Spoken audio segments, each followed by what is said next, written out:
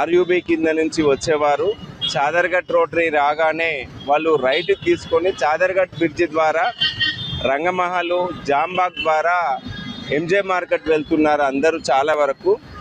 అయితే ప్రయాణికులకు చేసే విజ్ఞప్తి ఏమిటంటే మార్నింగ్ అవర్స్లలో అంటే ఎస్పెషల్లీ అప్ టు 11:30 వరకు ఎస్ఏ బజారు, బేగం బజారు, అదేవిధంగా అఫ్జల్గంజ్లో మార్కెట్లో చాలా తక్కువ రద్దీ ఉండటం వల్ల ఆ రోడ్లో చాలా ఖాళీగా ఉంటుంది.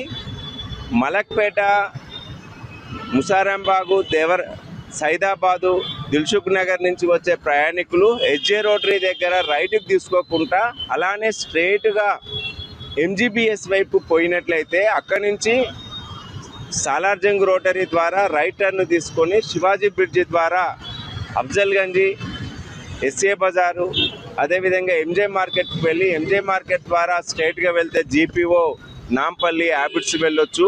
లెఫ్ట్ తీసుకుంటే నాంపల్లి, తాజ్ ఐలాండ్ ద్వారా లకిడికాపులు, అమీర్పేట, పంజగుట్ట ఇవన్నీ కూడా ఈజీగా వెళ్ళొచ్చు. దాదాపుగా వాళ్ళకు ఒక 10 నిమిషాల వరకు జర్నీ సేవ్ అవుతుంది. మా యొక్క వెహికల్స్లలో మేము తిరిగి ఆ టైంని చెక్ చేసి మేము ఈ విధంగా మేము తెలియజేస్తున్నాము. ప్రయాణికులు దీన్ని దృష్టిలో ఉంచుకోగలరు.